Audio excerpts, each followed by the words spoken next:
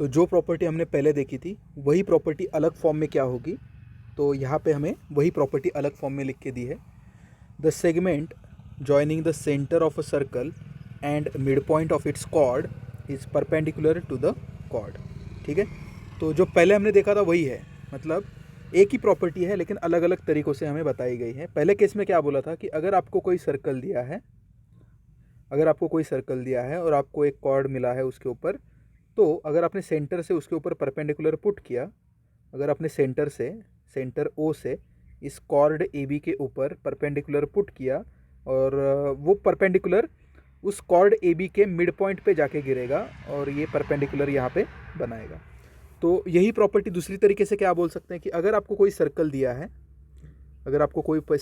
है, तो उसके कॉर्ड का जो मिड पॉइंट है, इस सर्कल के कॉर्ड समझो ये ए बी है और इसका मिड पॉइंट है समझो यहाँ पे एम, तो इसके सेंटर ओ को अगर आपने कॉर्ड एम से जोड़ा, ठीक है, इसको जोड़ा आपने, तो ये मिड पॉइंट को और सेंटर को जोड़ के जो हमें सेगमेंट मिलेगा उसके वजह से यहाँ पे 90 डिग्री बनता है। ठीक है, तो अगर आपने ओ से परपेंडिकुलर पुट किया तो ये मिड पॉइंट पे जाके गिरेगा यहाँ पे, और अगर मिड पॉइंट को और सेंटर को जोड़ा तो जो लाइन सेगमेंट बनेगा वो इस कॉर्ड को परपेंडिकुलर होगा। ठीक है, तो यही दो पॉइंट्स हमें समझने हैं। तो यहाँ पे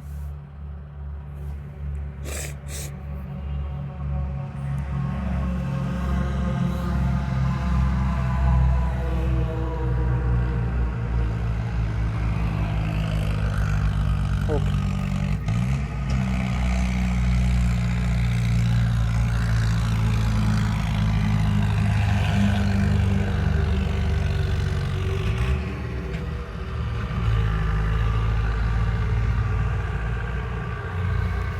तो इम्पॉर्टेंट प्रॉपर्टी हमने यहाँ पे डिस्कस की है।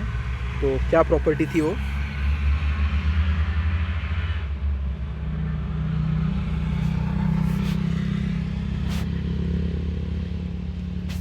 Property of circle. तो सर्कल की क्या प्रॉपर्टी है कि अगर आपने परपेंडिकुलर पुट किया,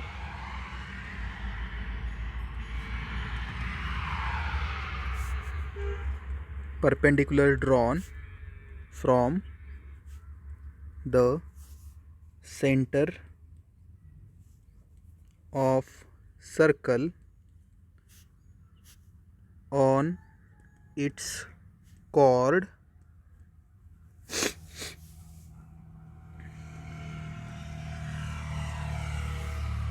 bisects the chord।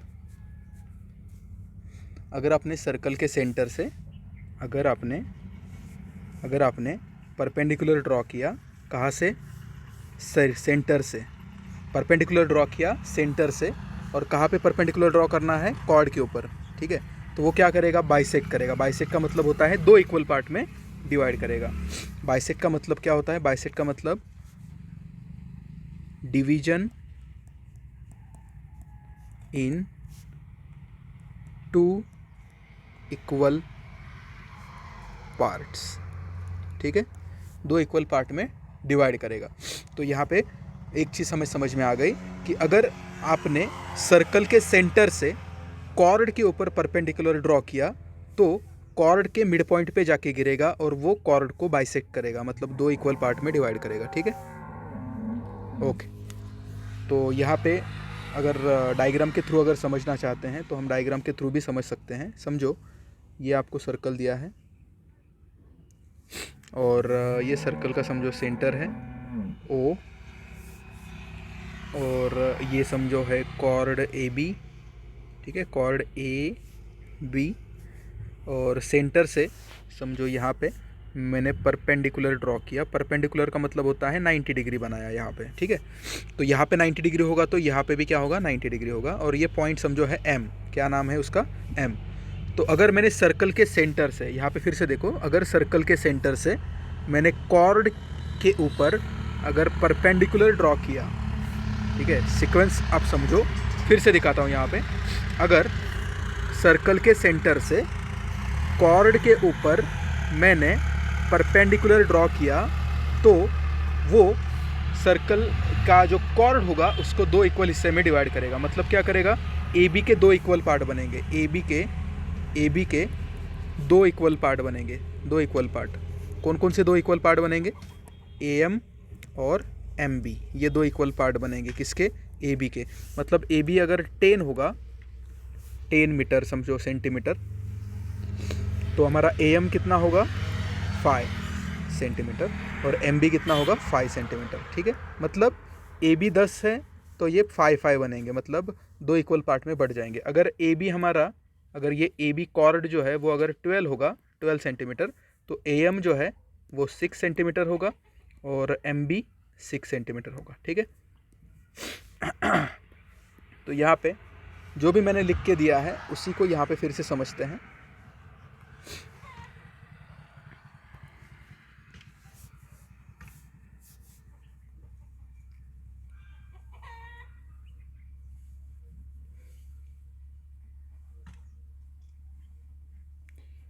For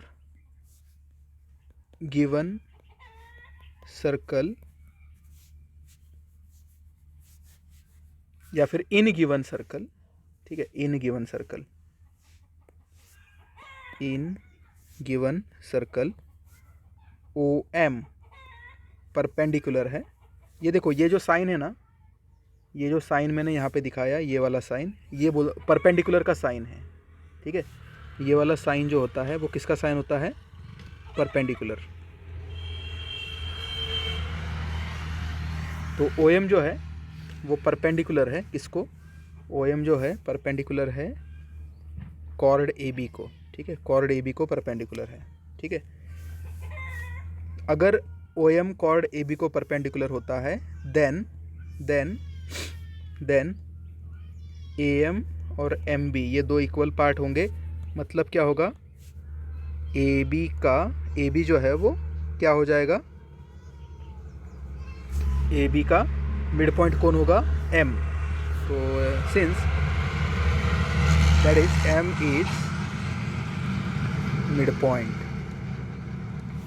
of chord A B, ठीक है, कॉर्ड ए बी का मिड पॉइंट बन जाएगा वो।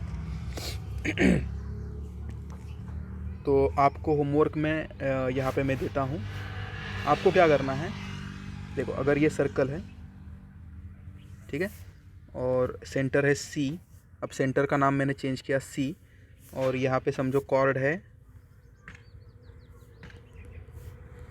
पी क्यू, और यहाँ से मैंने परपेंडिकुलर यहाँ पे पुट किया, और ये परपेंडिकुलर है, और ये पॉइंट है समझो एम। ठीक है, तो जैसे मैंने यहाँ पे लिखा है, यहाँ पे लिखा है in given circle O M perpendicular to A B, और ए एम और एम बी फिर इक्वल हो जाएंगे, और एम जो है वो मिड पॉइंट होगा कॉर्ड ए बी का। तो वैसे यहाँ पे क्या होगा वो आपको लिखना है। सिमिलरली और एक सर्कल आपको लिख के देता हूँ, यहाँ पे सर्कल का सेंटर है ये, जिसका नाम समझो है, सेंटर का नाम समझो एम दिया मैंने अभी, और यहाँ पे समझो कॉर्ड है ऐसा, ठीक है, ठीक है, और इस कॉर्ड का नाम है एक्स वाई। ठीक है, और यहाँ से मैंने यहाँ पे परपेंडिकुलर पुट किया, और इसका परपेंडिकुलर जहाँ पे गिरा है उसका नाम है समझो पी। ठीक है, तो इन दो केसेस के लिए आपको यही लिख के देना है जो मैंने यहाँ पे लिख के दिया है। मतलब अगर ओ एम ए बी को परपेंडिकुलर है तो ए एम और एम बी इक्वल होंगे। ए एम और एम बी इक्वल क्यों होंगे, क्योंकि पॉइंट एम जो है वो मिड पॉइंट बन जाएगा ए बी का, तो ए बी जो है वो बाइसेक्ट हो जाएगा। ठीक है, तो ये जो मैंने प्रॉपर्टी ऑफ सर्कल लिख के दिया है, ठीक है, ये आपको 5 टाइम्स लिखना है। ये प्रॉपर्टी ऑफ सर्कल आपको 5 टाइम्स लिखना है। प्रॉपर्टी ऑफ सर्कल आपको 5 टाइम्स लिखना है, और ये भी आपको 5 टाइम्स लिखना है। ठीक है, 5 टाइम्स, दोनों चीज़ें 5 टाइम्स लिखनी है आपको। और ये दो होमवर्क में आपको, जैसे मैंने ये बना के दिया है वैसे ही उसको बना के मुझे होमवर्क में देना है। तो 5 टाइम्स लिखो और ये दो क्वेश्चंस करो। उसके बाद वही प्रॉपर्टी अलग तरीके से हमने देखी थी। तो क्या थी प्रॉपर्टी, दूसरी प्रॉपर्टी क्या थी,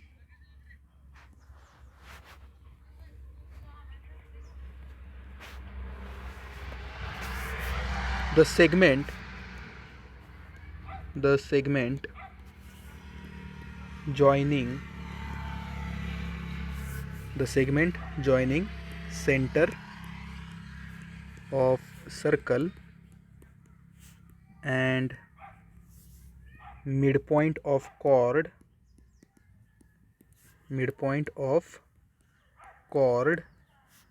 is perpendicular to the chord। इसका मतलब क्या है ये समझो कि अगर आपने ऐसा सेगमेंट निकाला जो सर्कल के सेंटर ऑफ सर्कल को कॉर्ड के मिड पॉइंट को जोड़ता है, सेंटर और मिड पॉइंट को जोड़ने वाला जो सेगमेंट होता है वो हमेशा कॉर्ड को परपेंडिकुलर होता है। ठीक है, तो ये समझना है आपको। क्या बोला मैंने? सर्कल का सेंटर और कॉर्ड का मिड पॉइंट, यहाँ पे आप देख सकते हो। समझो ये कॉर्ड है, ठीक है, और इस कॉर्ड का ये मिड पॉइंट है एम और कॉर्ड का नाम है ए बी। ठीक है, और कॉर्ड का मिड पॉइंट है एम। मिड पॉइंट मतलब दो इक्वल पार्ट बनाए उसने, ए एम जितना होगा उतना ही एम भी होगा।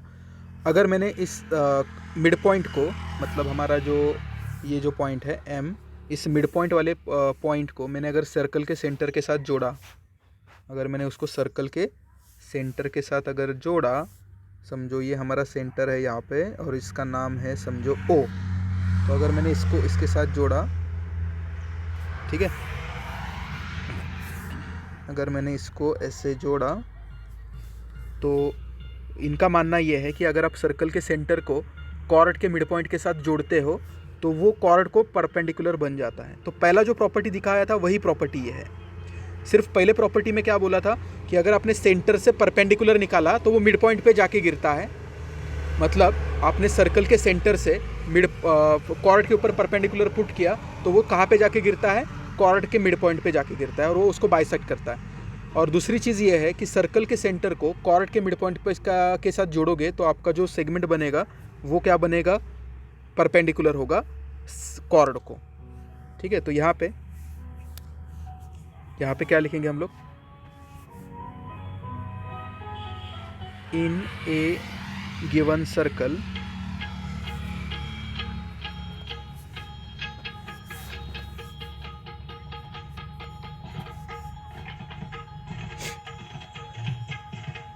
O is center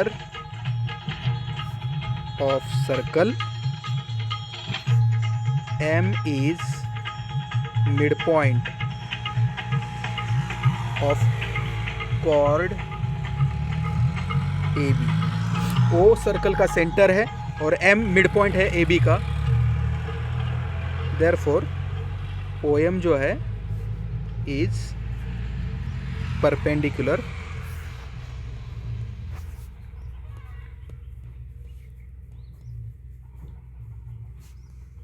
to AB। तो AM जो है वो क्या बन जाएगा? परपेंडिकुलर बन जाएगा। ठीक है, तो अगर आपने सर्कल के सेंटर को कॉर्ड के मिड पॉइंट के साथ जोड़ा तो OM नाम का जो सेगमेंट यहाँ पे मिल रहा है वो परपेंडिकुलर होगा। मतलब क्या करेगा? वो यहाँ पे 90 डिग्री बनाएगा। क्या बनाएगा? 90 डिग्री। और यहाँ पे भी क्या बनाएगा? 90 डिग्री बनाएगा। ठीक है, दोनों साइड पे 90 डिग्री का एंगल बनाएगा अगर आपने सर्कल के सेंटर को कॉर्ड के मिड पॉइंट के साथ जोड़ा तो। ओके, तो ये दो प्रॉपर्टीज़ आपको अच्छे से समझने हैं और ये प्रॉपर्टी भी आपको 5 टाइम्स लिखनी है। ये भी प्रॉपर्टी आपको कितने टाइम्स लिखनी है? ये भी आपको 5 टाइम्स लिखना है। ये भी आपको 5 टाइम्स लिखना है। ये आपको 5 टाइम्स बनाना है और ये 5 टाइम्स ये भी लिखना है आपको। ठीक है, पूरा। ओके, अब मैं आपको जैसे पहले 2 एग्जांपल दिए थे वैसे यहाँ पे भी 2 एग्जांपल इसके लिए दूंगा।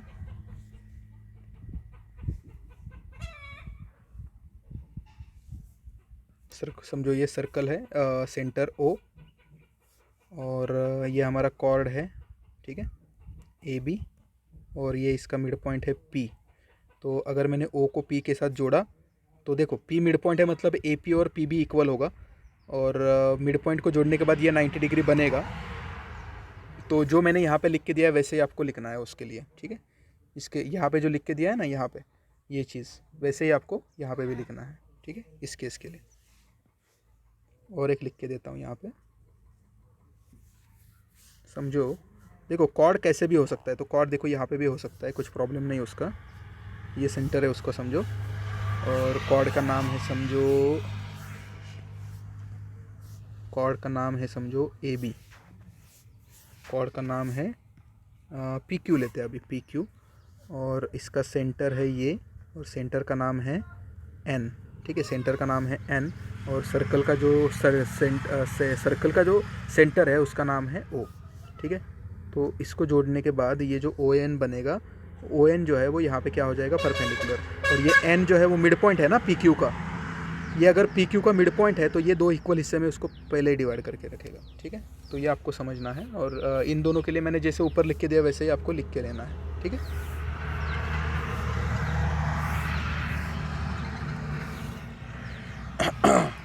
अब हमें सॉल्व करना है हमारा एक्सरसाइज।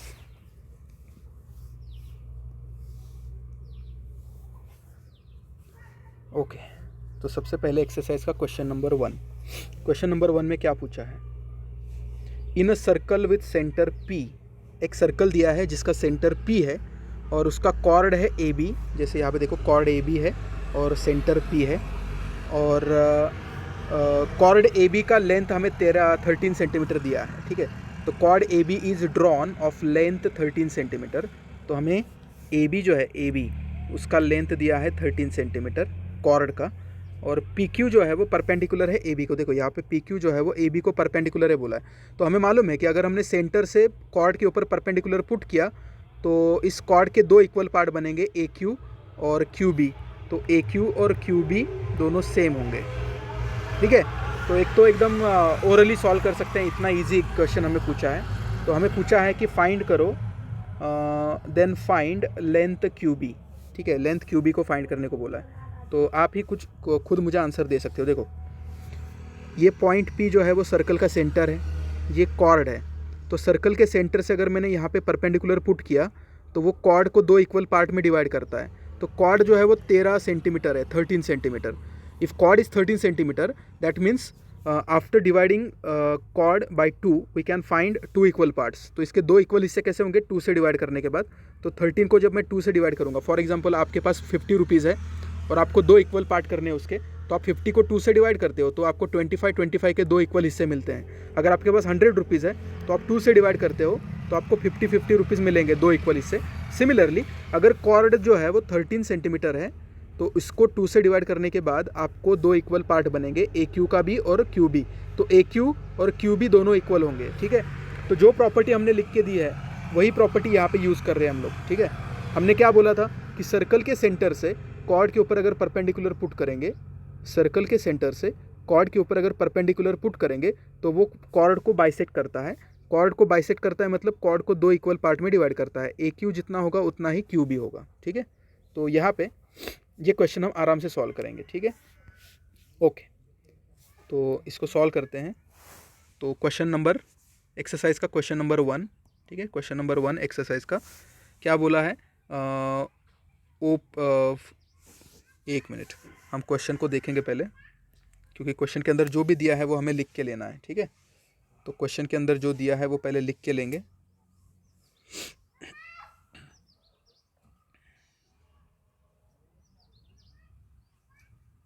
ओके, तो यहाँ पे P जो है वो सेंटर है,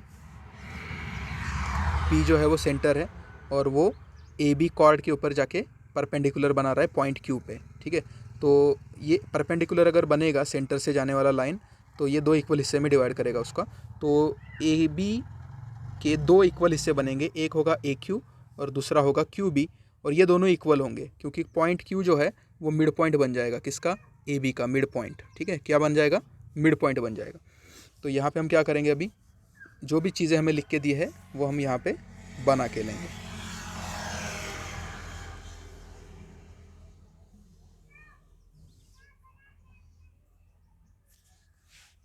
ओके, तो एक्सरसाइज का क्वेश्चन नंबर 1, क्वेश्चन नंबर 1 में हमें डायग्राम दिया है, वो डायग्राम निकालना पड़ेगा हमें।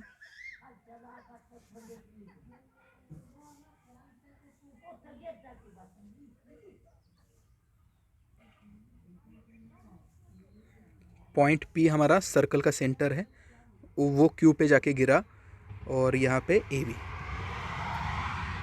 ओके, तो हमें क्या बोला है वो सारी चीज़ें अभी यहाँ पे लिखते हैं अभी।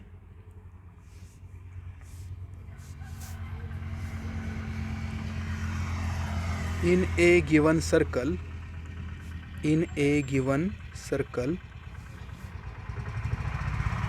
PQ is perpendicular to AB। PQ AB को परपेंडिकुलर है, ये गिवन है, क्या है, गिवन। और AB जो है वो है 13 सेंटीमीटर, ठीक है। लेंथ जो है AB की वो है 13 सेंटीमीटर, ये भी गिवन है। देयरफॉर यहाँ पे लिखेंगे सिंस, यहाँ पे क्या लिखेंगे, सिंस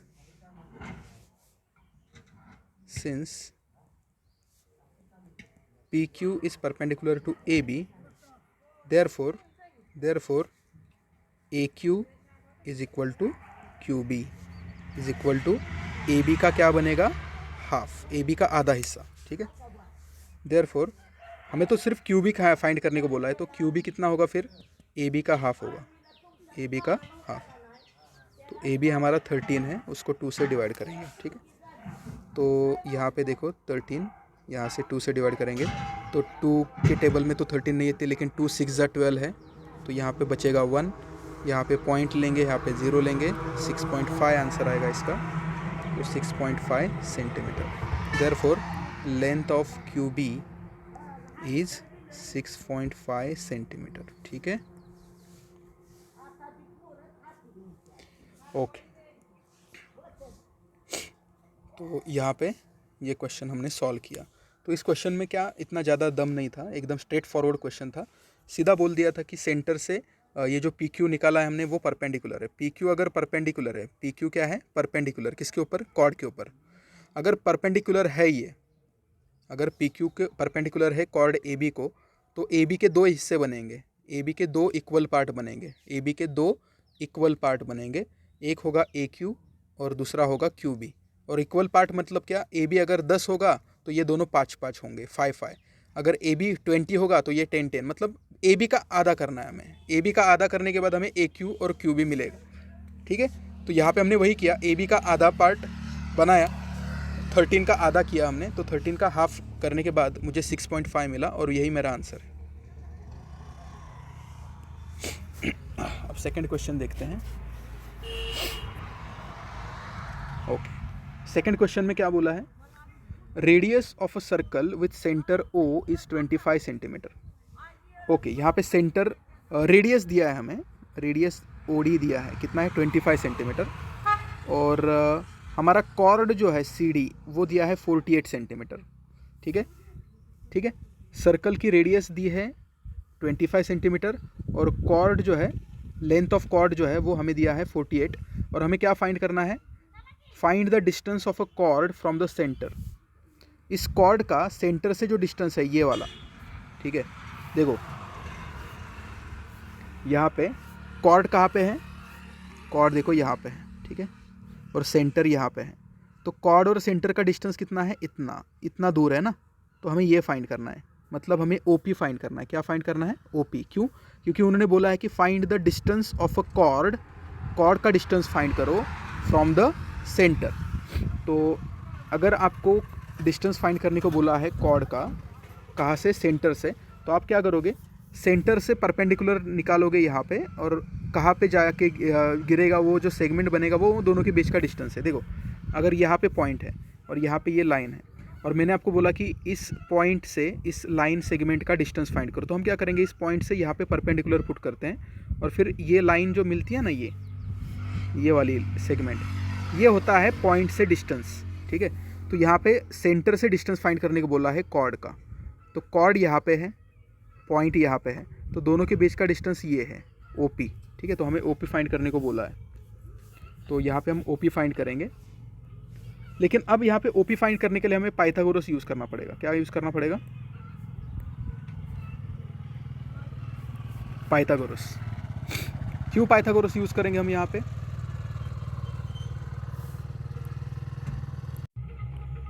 तो पाइथागोरस थ्योरम क्या होता है ये पहले देखेंगे हम लोग, और पाइथागोरस थ्योरम का यहाँ पे यूज़ होगा, ठीक है।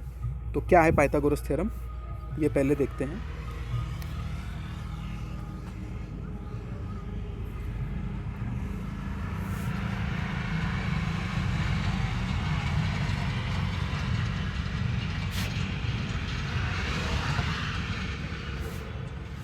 पाइथागोरस थ्योरम, अगर राइट एंगल ट्रायंगल आपको दिया है, ठीक है, समझो कोई राइट एंगल ट्रायंगल दिया है आपको, ठीक है, ये है राइट एंगल ट्रायंगल, समझो इसका नाम है ए बी सी। ए बी सी नाम का राइट एंगल ट्रायंगल है, और यहाँ पे कोण ए बी सी जो है वो 90 डिग्री है, ठीक है। एंगल बी पे क्या बन रहा है, यहाँ पे 90 डिग्री बन रहा है, 90 डिग्री। तो कोण ए बी सी 90 डिग्री है। तो in triangle A B C, in triangle A B C कोण A B C is 90 degree.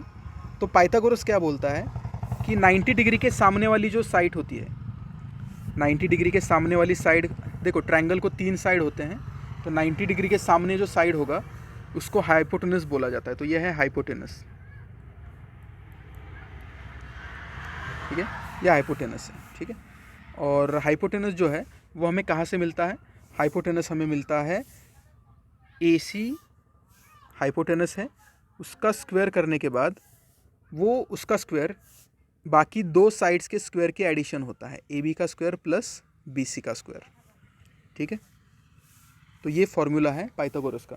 Pythagoras ये बोलता है कि अगर आपको राइट एंगल ट्रायंगल दिया है, अगर आपको राइट एंगल ट्रायंगल दिया है तो उसका हाइपोटेनस का स्क्वायर, हाइपोटेनस मतलब यहाँ पे ए सी है 90 डिग्री के सामने वाली साइड, तो उसका स्क्वायर बाकी के 2 साइड के स्क्वायर की एडिशन होती है। तो अगर आपको ए सी का स्क्वायर चाहिए तो आप ए बी का स्क्वायर प्लस बी सी का स्क्वायर करना पड़ता है आपको, ठीक है, ठीक है। तो ये है पाइथागोरस। तो पाइथागोरस का यूज़ करके हम फाइंड कर सकते हैं।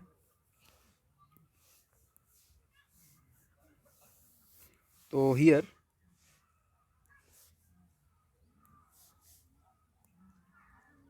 हाइपोटेनस का स्क्वायर,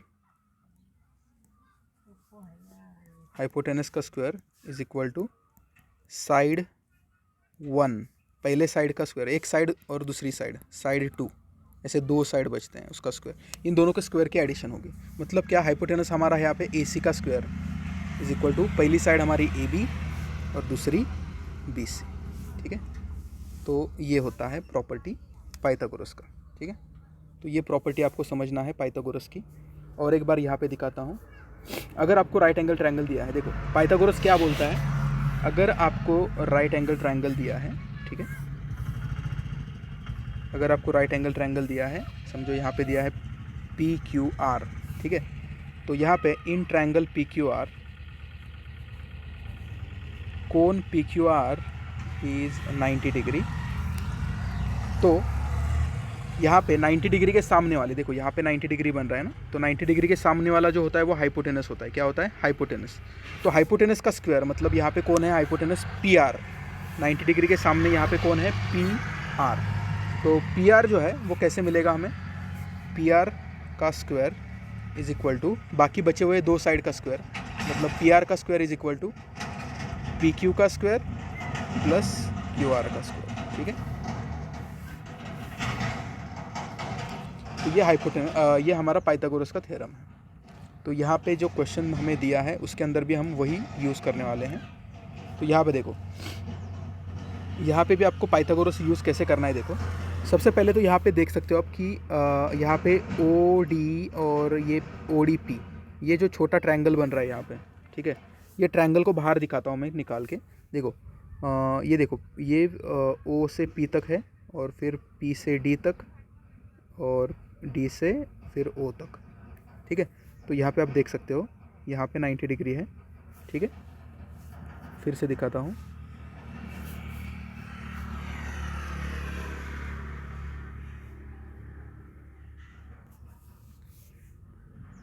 यहाँ पे 90 डिग्री है, और ये है ओ, ये है पी, और ये है डी। ओ डी हमारा 25 सेंटीमीटर है। और देखो अभी यहाँ पे क्या होगा, हमें पूरा सी डी दिया है 48, ये पूरा सी डी कितना दिया है 48, लेकिन आपको तो मालूम है कि सेंटर ओ से अगर मैंने यहाँ पे परपेंडिकुलर पुट किया है तो ये इसको बाइसेक्ट करेगा, तो ये पूरा का पूरा 48 है।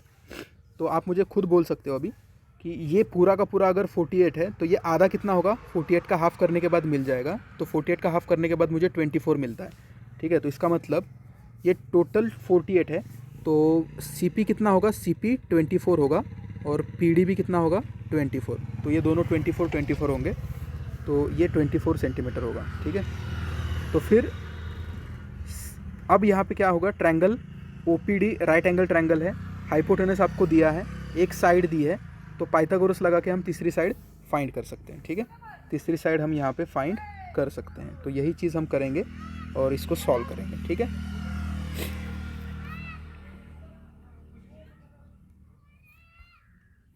तो क्वेश्चन नंबर 2,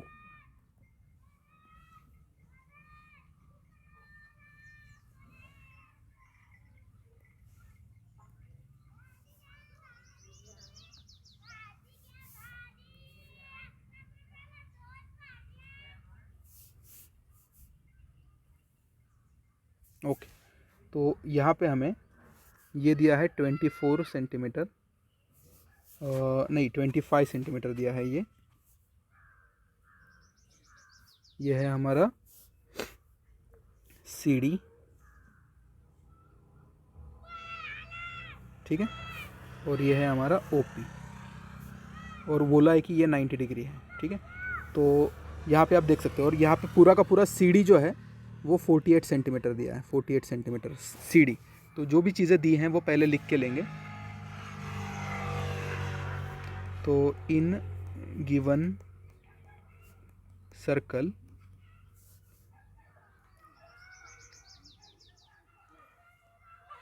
रेडियस OD कितना है, 25 सेंटीमीटर। उसके बाद कॉर्ड CD जो है वो है 48 सेंटीमीटर, और OP जो है वो परपेंडिकुलर बोला है CD के ऊपर। तो OP अगर CD के ऊपर परपेंडिकुलर है, देयरफॉर फिर क्या हो जाएगा, OP जो है वो बाइसेक्ट कर, therefore OP bisects CD। OP CD को क्या करेगा, बाइसेक्ट करेगा। क्यों, क्योंकि हमें मालूम है कि OP जो है वो सेंटर से आया था, सेंटर के ऊपर से निकल के वो अगर कॉर्ड के ऊपर गिरता है तो वो बाइसेक्ट करेगा। तो CD के दो हिस्से बनेंगे, देयरफॉर CD के दो हिस्से कौन से बनेंगे, एक बनेगा CP और दूसरा बनेगा PD। यहाँ पे आप देख सकते हो, एक बनेगा CP और दूसरा बनेगा PD, ऐसे दो हिस्से बनेंगे। तो ये दो हिस्से के अंदर वो डिवाइड हो जाएगा। तो यहाँ पे ओके, यहाँ पे therefore CP is equal to PD, ये CD का आधा होगा, ठीक है। तो CD का आधा मतलब कितना, 48 का आधा, क्योंकि CD हमें 48 दिया है। तो आंसर मिलेगा 24। तो मुझे PD मिल गया 24 सेंटीमीटर, ठीक है। अब ये 24 सेंटीमीटर हमें PD मिल चुका है। अब यहाँ पे एक ट्रायंगल जो मैंने बाहर निकाल के दिया था, वही ट्रायंगल हम यहाँ पे निकाल के देखेंगे। कौन सा ट्रायंगल था वो, ये वाला ट्रायंगल जो O से P तक था, P से D तक, और ये ऐसा। तो ये वाला जो 90 डिग्री यहाँ पे बना रहा था, OPD, ठीक है, OPD। तो OPD ट्रायंगल को निकालूंगा, इसमें से OP मुझे फाइंड करना है, और ये 25 दिया है और ये मैंने अभी फाइंड किया 24, ठीक है। तो ये अब हम इसको निकालेंगे, ठीक है। तो कौन सा ट्रायंगल था वो, OPD।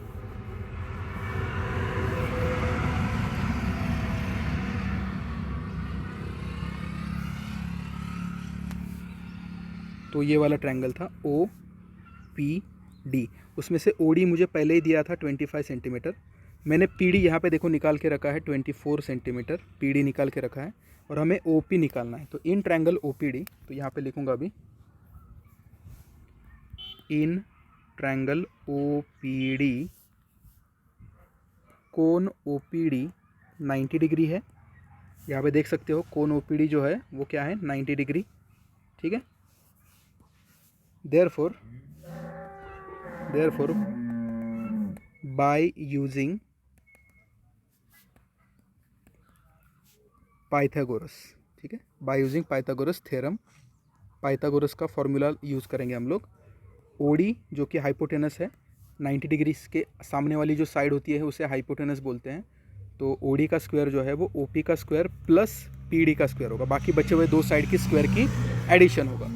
तो यहाँ पे OD का स्क्वायर मुझे 25 का स्क्वायर लिखना है। OD मतलब 25 का स्क्वायर लिख के लिया मैंने यहाँ पे।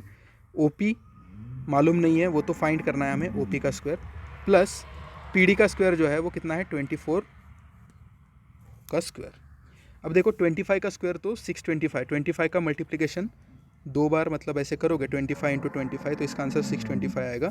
और 24 का स्क्वायर होता है 576, मतलब 24 इंटू 24 करोगे तो आपको 576 मिलेगा। ठीक है, तो ये दो 576 आपको आंसर मिलेगा और इसका 625। तो ये स्क्वायर मैंने आपको बाहर करने को बोला था। OP का स्क्वायर वैसे का वैसा, और यहाँ पे क्या मिलेगा 576। अब आपको मालूम है कि अगर मुझे OP फाइंड करना है तो ये 576 को मुझे लेफ़्ट साइड पे शिफ्ट करना होगा। तो अगर मुझे इसको गायब करना है तो मैं यहाँ पे -576 करूँगा, तो यहाँ पे भी मुझे -576 करना पड़ेगा। ठीक है, तो नेक्स्ट स्टेप में हम वही करेंगे। ठीक है, नेक्स्ट स्टेप में हम वही करेंगे। तो यहाँ पे क्या आएगा, therefore 625 - 576 is equal to OP का स्क्वायर। और यहाँ पे प्लस 576 - 576 किया मैंने, और ये दोनों जो है वो क्या हो जाएंगे, ज़ीरो हो जाएंगे, कैंसिल हो जाएंगे। तो इसको लिखने की ज़रूरत नहीं है, ये हमने पहले भी देखा है। अब 625 में से 576 को माइनस करूँगा, तो 625 - 576, तो यहाँ पे देखो 5 में से 6 गायब नहीं हो सकते, तो 5 में की जगह पे मैं 15 लूँगा, तो 15 में से 6 गए तो 9 बचे, और यहाँ पे फिर से 1 दूंगा, 12 में से 8 गया तो 4 बचा, तो 49 बचेगा यहाँ पे। तो 49 आंसर आएगा इसका। तो OP का स्क्वायर इज़ 49, देयरफॉर यहाँ पे क्या आएगा, OP का स्क्वायर जो है वो कितना आया 49। अब मुझे OP का वैल्यू फाइंड करना है, और मुझे मिला किसका है, OP का स्क्वायर। तो अब मुझे एक चीज़ बोलो, OP का स्क्वायर 49 है, तो ऐसा कौन सा नंबर है जिसका स्क्वायर 49 है, ये आपको फाइंड करना है। ठीक है, तो यहाँ पे मैं आपको अच्छे से लिख के देता हूँ। यहाँ पे देखो OP का स्क्वायर इज इक्वल टू 49 किसका स्क्वायर है, 7 का स्क्वायर। ठीक है, तो OP का स्क्वायर करने के बाद 7 का स्क्वायर मिलता है, मतलब OP और 7 सेम होंगे। ठीक है, OP और 7 सेम होंगे। ठीक है, मतलब OP का स्क्वायर 49 आता है, इसका मतलब OP जो है वो 7 होगा, क्योंकि 7 का स्क्वायर करने के बाद ही 49 आता है ना। इसका मतलब OP का स्क्वायर करने के बाद 49 आ रहा है, और 7 का स्क्वायर करने के बाद भी 49 आ रहा है, मतलब 49 और 7 और OP सेम होगा। तो therefore OP is equal to 7 centimetre. ठीक है, therefore distance of chord from centre is 7 centimetre. ठीक है, तो यहाँ पे हमने ये 2 क्वेश्चंस सॉल्व किए हैं। आपको एक्सरसाइज के अंदर जो क्वेश्चन दिया है, पहला वाला क्वेश्चन, उसमें AB की वैल्यू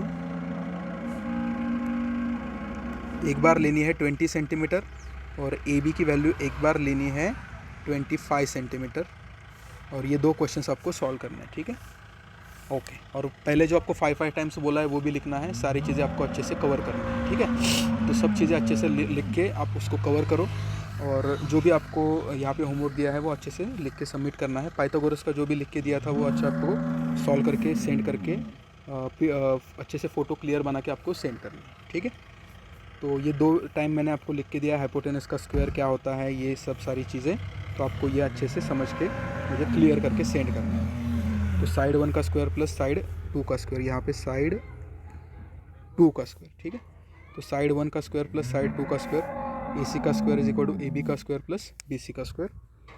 और उसके बाद ये सेकंड क्वेश्चन थोड़ा सा ट्रिकी था, और ये इंपॉर्टेंट क्वेश्चन है, ये इंपॉर्टेंट क्वेश्चन है। इसके अंदर अगर कोई डाउट है, if you have any doubt in this question you can ask me.